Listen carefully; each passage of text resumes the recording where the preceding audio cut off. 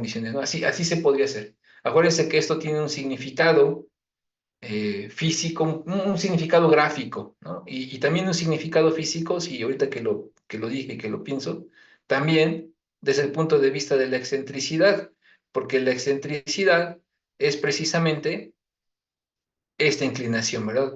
Esta inclinación es lo que nos da el valor de la excentricidad. Entonces, para estos 10 puntos que graficaron en este ejercicio, en esta figura, pues hay 10 valores de excentricidad diferentes, ¿sale? Bueno, esto sí es válido, entonces ahí está nuestra gráfica, eso es lo que haríamos a pulso, ¿sí?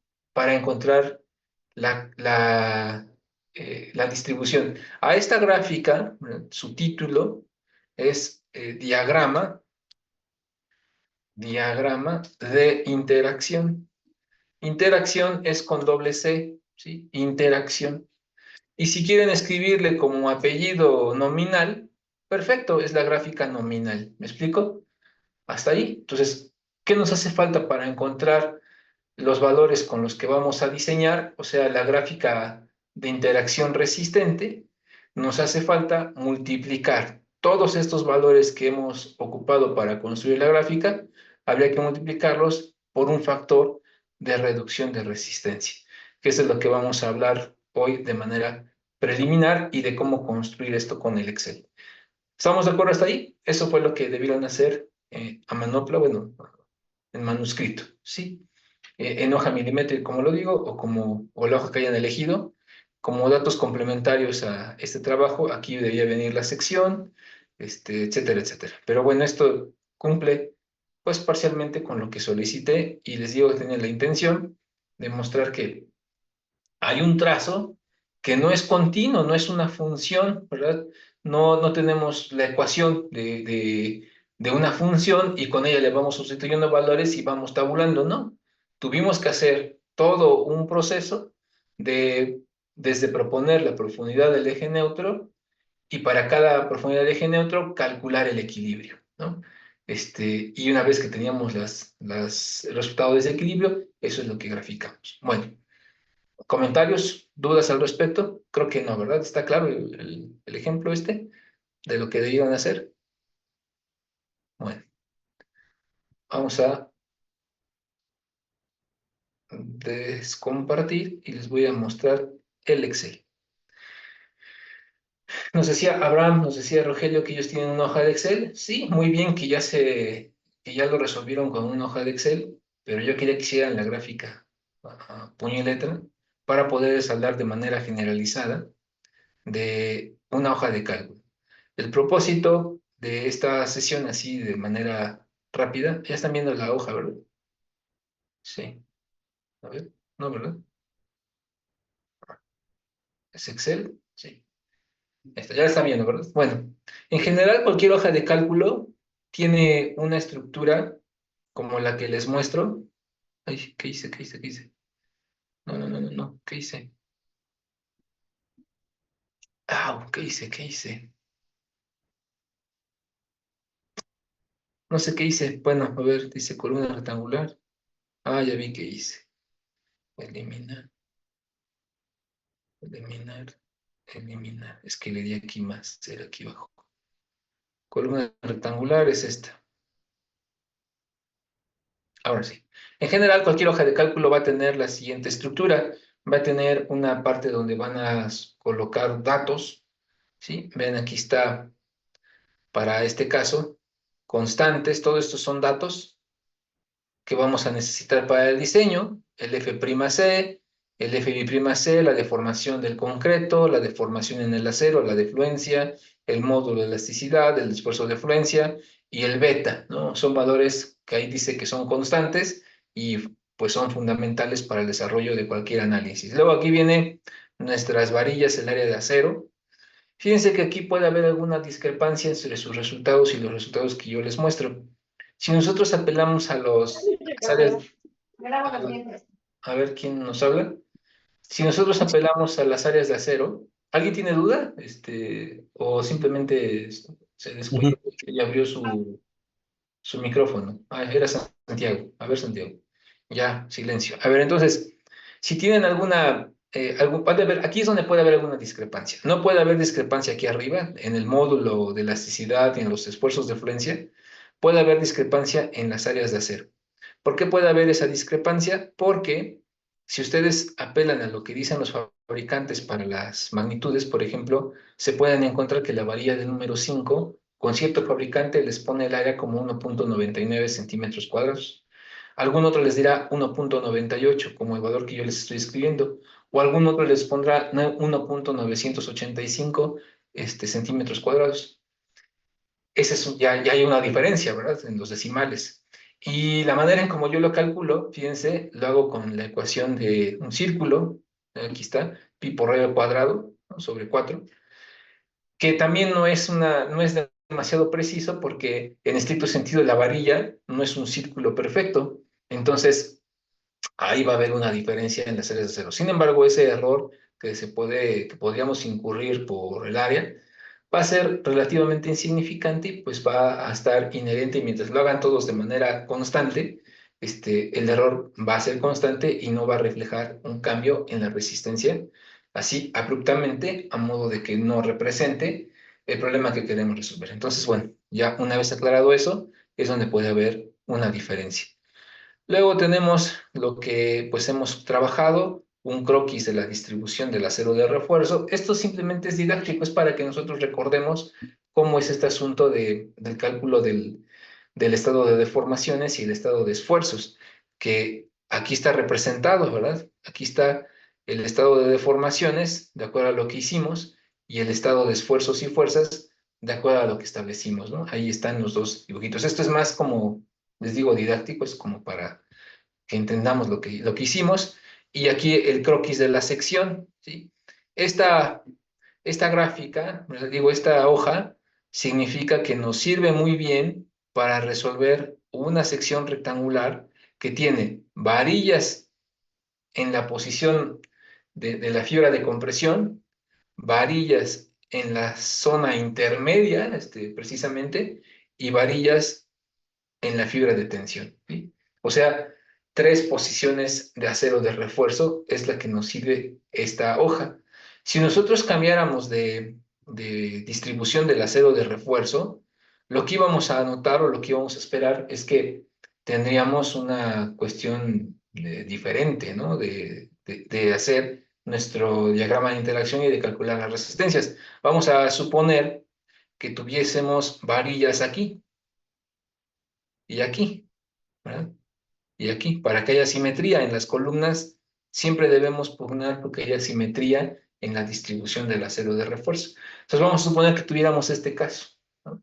Pues esta hoja o este cálculo tiene que adaptarse, ¿verdad? ¿Por qué tiene que adaptarse? Pues porque tenemos que calcular ahora o determinar las posiciones que van a tener estas varillas y estas varillas. Entonces, esas cotas nuevas tendrían que aparecer en algún lugar de nuestro análisis para que también intervengan como parte del estado de deformaciones, es decir, aquí habría ahora una deformación adicional, una deformación unitaria en el acero de refuerzo, otra deformación unitaria aquí, y por lo tanto tendríamos que calcular otra, otra fuerza aquí, ¿verdad? Otra fuerza de compresión quizá y otra fuerza de tensión. O sea que esta cuestión que vamos a resolver con el Excel debe ser capaz de absorber esas posibilidades en la distribución del acero de refuerzo. Lo que hicimos no siempre va a ser una cuestión determinada, bueno, única, de que solo tengamos 3 posiciones de varillas, ¿no? Puede haber, como en este caso, 5, puede haber 4, puede haber 6, puede haber más. ¿Por qué? Porque en términos del diseño de los elementos de concreto reforzado, pues hay una gran variedad de distribución del acero de refuerzo. ¿Cuáles son las más comunes? Pues la que hicimos, la de 3, la de 4, quizá la de 5, ¿no?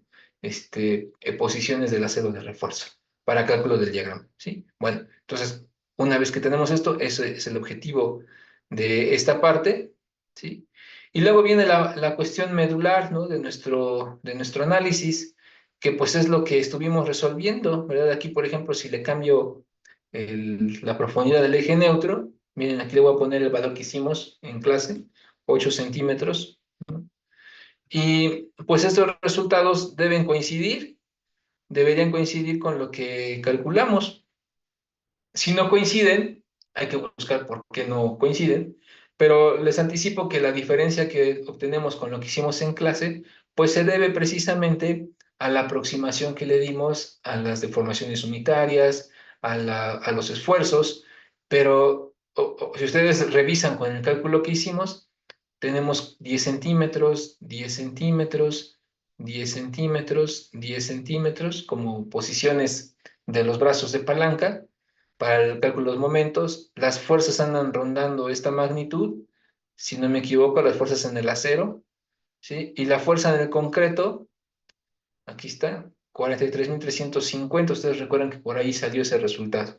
Entonces, pues esto, vean que la diferencia entonces no va a ser tan radical. ¿Dónde está la principal diferencia? Como les dije, en la deformación unitaria, ahorita, ¿no? Porque nosotros ocupamos .2012, .2013 me parece, o algo así, no me acuerdo en cuánto lo redondeamos, pero si le ponemos más decimales nos va a dar .201125. Claro, aquí ya lo estamos haciendo con el Excel, ¿sí? Entonces, ¿puede haber una diferencia? Sí, sí puede haber una diferencia, pero mientras mantengamos el mismo criterio a lo largo de todo el diseño, el error en el que caeremos no va a ser bueno, no va a ser significativo, ¿sí? Bueno, una vez que tenemos estos valores, entonces lo que vamos a ir haciendo, al menos así funciona mi hoja, ¿verdad? Una vez que tengo sus valores, voy aquí cambiando las profundidades del eje neutro, por ejemplo 8, creo que les pedí 10, ¿no? Ay, 10, ajá. Ya aparecen los valores aquí debajo, luego creo que les pedí 12, ¿no? 14, 15, creo que les escribí, y entonces pues ya ahí van cambiando los datos y les va dando los resultados, ¿sí? Esos resultados los van agregando a una tabla, ¿verdad? El valor de la izquierda es el momento, el valor de la derecha es la carga axial. Y en ese orden deben hacerlo, porque el Excel, aquí tengo un ejemplo, voy a quitar esto, ¿no? Aquí tengo un ejemplo, vean, en el Excel, cuando ustedes le piden que haga una gráfica, bueno, ya una vez que calculan 8, 10, todos los valores que tenemos, ¿verdad? Ya los llevan a una gráfica. Es importante que se den cuenta, porque creo que por eso no lo hicieron algunos, es importante que el POT, ¿verdad?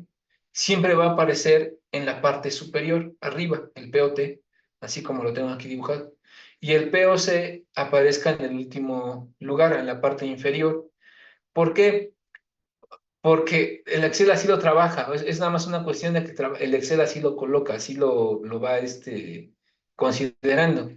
¿Y a qué se refiere? Bueno, el Excel así lo considera para que lo pueda graficar con el formato que vamos a aplicar, pero también porque si ustedes se dan cuenta, a menor profundidad de eje neutro, es más probable que las varillas que están dentro tentativamente del bloque de compresión, ¿sí? Pues queden fuera y estén en tensión. Eso significa que aquí la P nominal nos va a dar negativo. Acuérdense que el negativo para nosotros es tensión.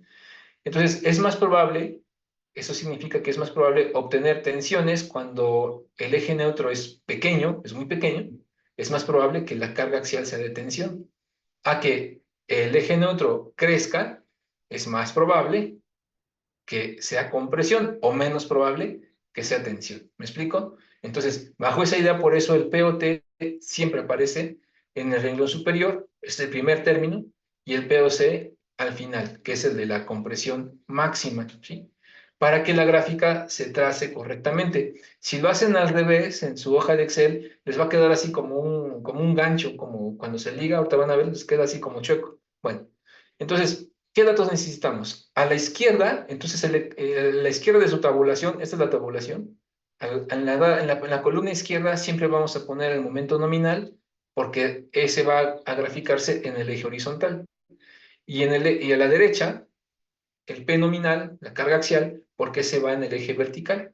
Entonces seleccionan esto así y le dicen aquí insertar al Excel y van a buscar este tipo de gráfico. Bueno, aquí en el Excel que yo tengo, me sale en el menú, de gráficos, aquí me sale un menú ya preestablecido. En ese menú, yo voy a seleccionar este botoncito, el de las gráficas de dispersión, ¿sí? Es el que voy a ocupar. Entonces le voy a dar clic aquí a dispersión y me va a decir, al darle clic me abre este menú. ¿Ya? De todos estos menús, yo podría elegir, es a gusto de ustedes, pero les voy a recomendar cuál. Pueden elegir cualquiera de dispersión, el primero, el que tiene puntitos solamente, el que tiene puntitos y líneas dice suaves, ¿sí? O el que tiene puntitos y líneas rectas, como lo dice. Yo les sugiero que ocupen este último, ¿sí? Yo les sugiero que ocupen este. Pero bueno, ya ustedes sabrán. Le voy a dar clic a este. ¿Verdad? Y miren, automáticamente me genera el gráfico, ¿no? Título de gráfico, ahí está, ¿no? Entonces, ya tengo ahí el diagrama trazado como les toca. Si ustedes hubieran colocado, como hace ratito lo mencioné, si el POT lo ponen, o sea, van del valor de compresión al valor de tensión, miren lo que pasa a la gráfica, ¿sí? Voy a insertar, ¿no? Voy a insertar. Miren, es lo que digo, le sale un garabato, ¿verdad? Así, le sale así como alfa, ¿no?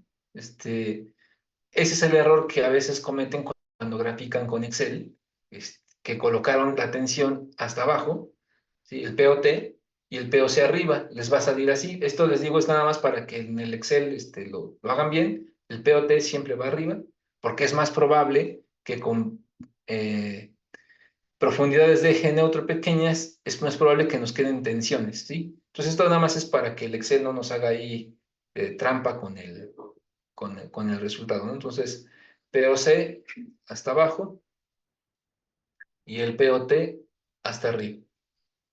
Listo. Bueno, una vez aclarado eso, entonces vean, esta es la gráfica que vamos a ocupar, la de dispersión. Si ustedes vean aquí la diferencia, ¿no? Aquí se ve como picuda, ¿no? Como angulada, como con aristas, con vértices. Si ocupan la gráfica que dice suavizada, insertar aquí gráfica, esta que dice líneas suavizadas, la segunda opción, vean cómo en efecto se ve suavizado. Pero no hagan, bueno, yo les sugiero que esta no la ocupen a menos que tengan demasiados puntitos, ¿no? Vamos a suponer que están ocupando 20 puntos para hacer el diagrama. Entonces sí, entre estos dos la diferencia no va a ser tan abismal, ¿sí? Entonces, es nada más algo que nosotros lo ponemos así para verlo de manera visual. En estricto sentido, tendríamos que rellenar con líneas rectas cada tramito, nosotros, ¿no? Pero, o sea, como lo que hicieron de tarea. Pero el Excel lo hace por nosotros. Entonces, ahí está el resultado, ¿no? Ahí queda con ese. El otro, si quieren ver cómo se mira el otro gráfico, el que son nada más puntitos, este de acá, vean, ahí están los puntos. Conviene cuando tienen demasiados puntos, cuando hay una buena cantidad, les digo, alrededor de más de 20 puntos, cuando ven cada puntito, pues prácticamente quedan pegaditos, entonces se dibuja el diagrama muy, muy bien. Bueno, ahí está. Ese es el diagrama de interacción. Ya cuando tienen la gráfica, pues aquí le dan doble clic y pueden cambiar el título, pueden agregarle aquí nombre al eje de las abscisas, nombre al eje de las ordenadas, podrían cambiar incluso la escala, podrían asignarle un nombre a esta figura de color azul, que es el diagrama de interacción, etcétera, etcétera. ¿Hasta ahí alguna duda? Creo que así lo hizo, por ejemplo, Abraham, que he visto su trabajo en otras clases, supongo que así lo hizo. Nos decía Rogelio seguramente también por lo que hizo en el comentario del chat, seguramente también así lo colocó, ¿sí? Entonces, ¿alguna pregunta?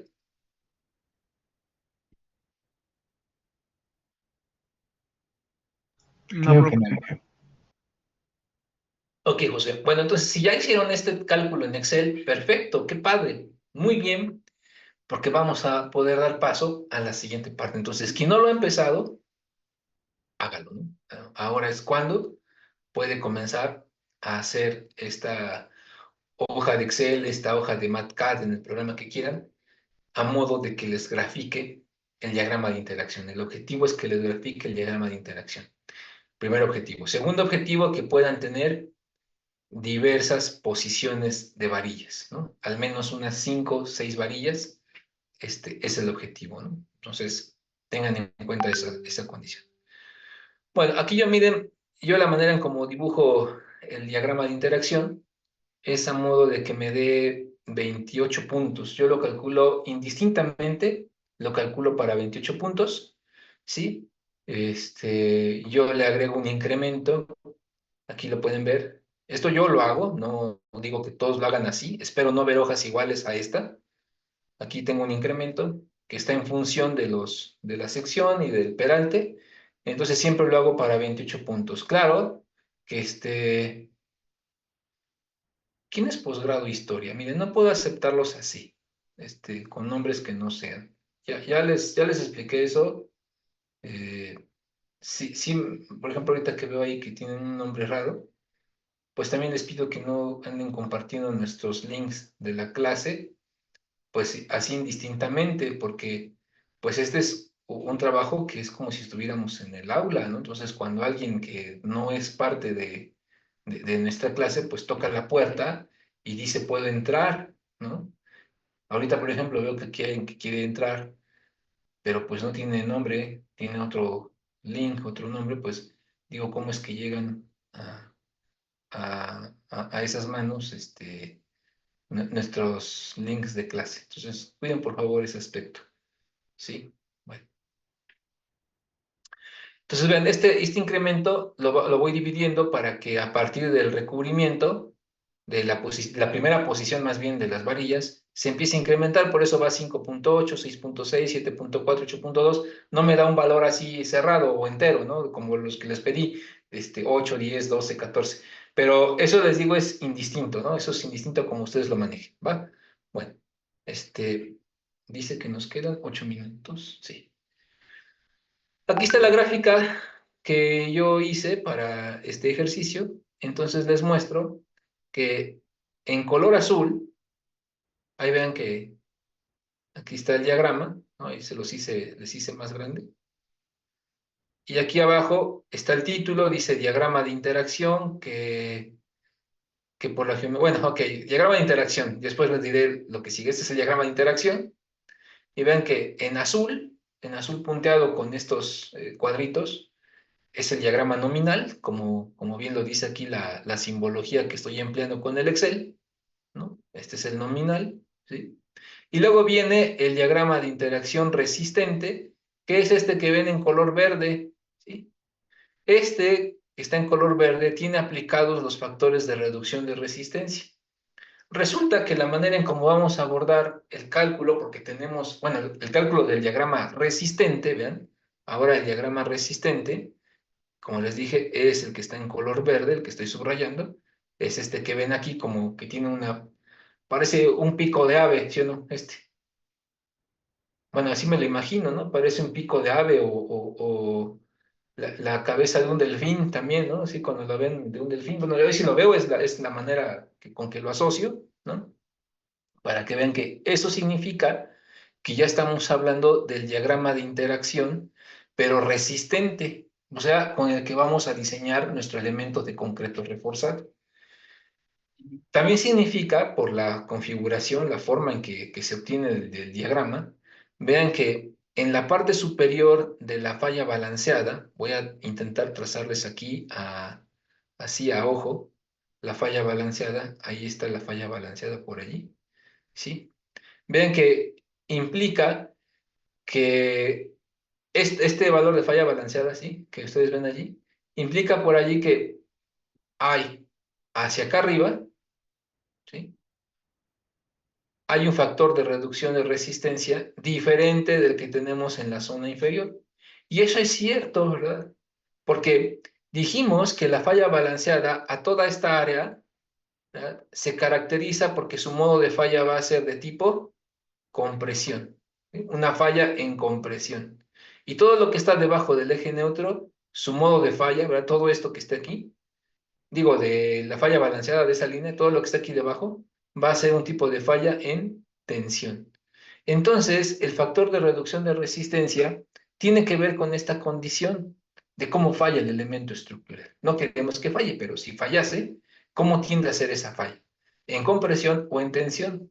Y en función de ello, observen que en el caso del lado de la falla de tipo de compresión, hay una mayor distancia, a ver, déjenme cambiar el color, hay una mayor distancia entre la curva nominal y la curva resistente. ¿Ya lo vieron ahí? Esta distancia.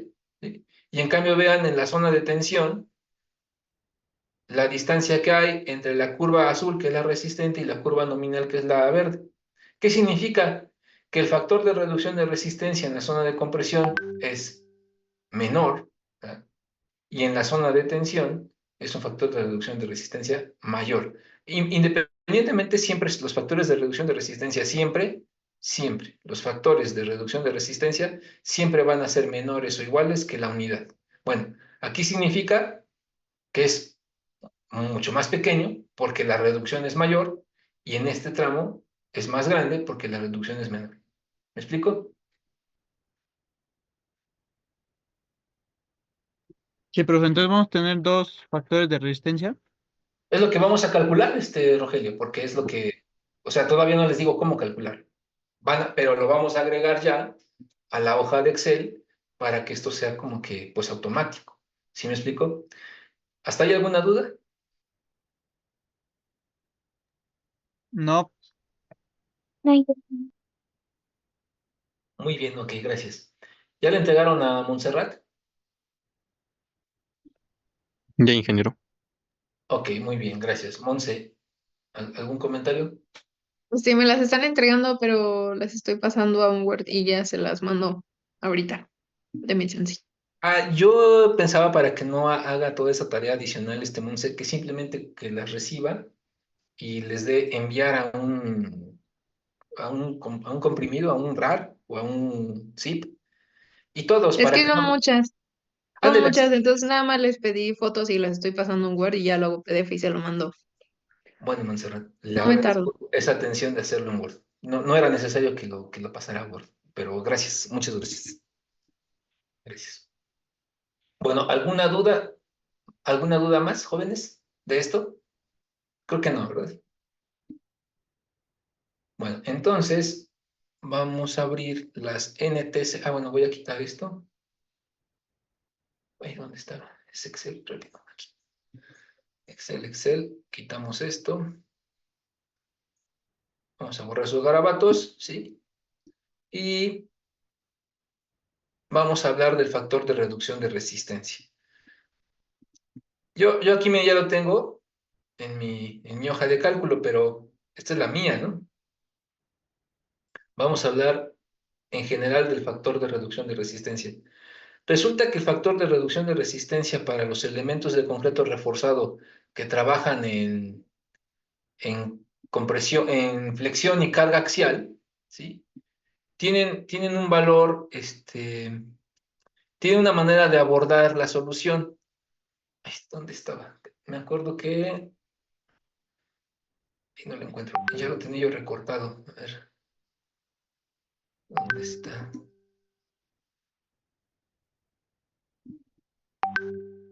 Está. Factor de reducción de resistencia. ¿Dónde caramba lo guardé? Lo siento, pero a ver cuánto nos queda. ¿Saben qué? Vamos y regresamos, por favor, porque estoy viendo, creo que ya nos queda menos de un minuto. Y ahorita reiniciamos, ¿sí? Vamos a regresar con el mismo link, por favor. Mm,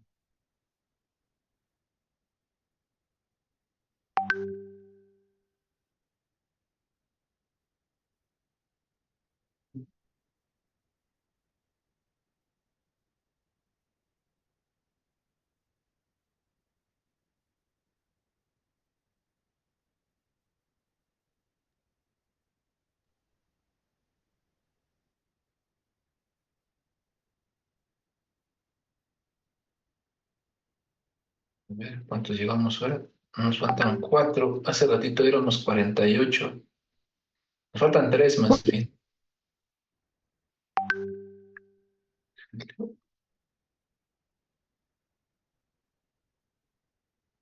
¿Tienes posgrado en historia? Soy yo, Elías, pero no le he cambiado el nombre. Elías, a usted me refería desde hace rato. Por favor, cámbiale el nombre, Elías. Ya estaba yo pensando que tenemos aquí infiltrados y cosas por el estilo. Cámbiale, por No, favor. pues eso no me dejó pasar, profe. Pues fue lo que dije, oigan, ¿por qué le pusieron ahí? Pues no los voy a dejar entrar, pues si no son de la clase, ahora tiene ahí posgrado en historia. Cámbiale, Elías, si no, a la una, a las dos, a las tres. Abraham, pues sí, Abraham, ¿verdad? ¿Cómo que nos ponen ahí? École, muy Ya bien. quedó, ya quedó. Ahora sí ya lo reconozco. Bueno, ahí está, están viendo ya la pantalla, ¿no? De los factores de reducción de resistencia. Es correcto. Ya se ve. Muy bien, entonces fíjense que aquí, ahora que están aquí los factores de reducción de resistencia, este, ahí no me veo yo, aquí estoy. Eh, Vean que vamos a mirar el párrafo que dice acá que cuando hay flexión y carga axial, es el inciso A, sí, es este. Entonces dice que cuando tenemos una combinación de fuerza axial y momento, o como lo dice acá tal cual, combinación de momento y fuerza axial, entonces el factor de reducción de resistencia tiene una variación desde 0,65 a 0,9. Y esta variación queda definida por el párrafo 3822, ¿sí? Aquí dice excepciones, elementos pretensados, no es nuestro caso. Entonces, es este lo que nos toca, 3822. 3822 es esta parte que está aquí debajo, ¿sí? Y nos manda a esta tabla, ¿verdad? ¿Qué significa esto? Que el factor de reducción de resistencia para el caso de un elemento que trabaja en fuerza axial y momento flector de manera simultánea, ¿sí? Esa magnitud depende de la deformación unitaria que sufre el acero de refuerzo. Aquí la tiene, ¿verdad? Y entonces dice, precisamente, ¿verdad? Piensen en el diagrama de interacción cuando les decía que la falla balanceada nos divide la forma de falla de compresión hacia la parte superior del diagrama y el modo de falla en tensión hacia la parte inferior del diagrama, pues aquí aparece ese término, ¿verdad? Dice, si la deformación unitaria, vamos a hacerle un zoom a la hoja para que lo miren, y si no, mírenlo en sus propias notas de ustedes, ¿sí? Dice aquí que si la deformación en el acero de refuerzo es menor que la deformación de fluencia, ¿sí? Dice que el modo de falla, o sea, dice la falla, la deformación está controlada por la compresión, o sea, tiende a ser de compresión. Si en cambio el acero de refuerzo fluye, ¿verdad? O sea, aquí por ejemplo es menor que el epsilon TY más 0,203, dice hay una zona de transición. O sea, ya estamos diciendo que la deformación unitaria es igual al 0,202. Y cuando es igual al 0,202 más 0,203, entonces es una falla completamente de tipo de tensión. Cuando eso pasa, el factor de reducción de resistencia, pues va a depender de esta magnitud. No es cierto, es refuerzo helicoidal. Vamos a quitar ese. Va a depender de esta magnitud o de esta magnitud, que es una fórmula, o de este valor, ¿sí? Entonces son los tres valores. Ahora, lo vamos a hacer de la manera esta, con la ecuación, pues ya ustedes vean sus hojas de cálculo, sus cálculos que hicieron, ya sea manuscrito, y se van a dar cuenta que disponemos de esta información, o sea, sabemos cuánto vale la deformación unitaria en cada posición del acero de refuerzo. Sí, ¿no? Tuvimos que calcular. Pues como ya tenemos ese dato, nada nos cuesta agregarle una fórmula, una instrucción que haga esta comparación y nos diga cuánto vale el factor de reducción de resistencia. La otra alternativa es decir, hacer como que un valor uniforme o relativamente constante. Dice aquí debajo, ¿no? Dice, en ocasiones, o se vale, ¿dónde dice aquí? Dice, se vale que la deformación, que el factor de reducción de resistencia se tome 0,9 y 0,65. Y pero ¿dónde lo tiene? Por acá lo tiene. Aquí dice, ay, ¿dónde está?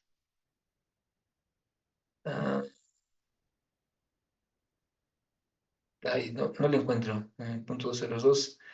Bueno, hay por ahí, luego lo busco, para mí que está acá. Hay un renglón, hay un párrafo, si lo ven ahorita, díganme dónde está.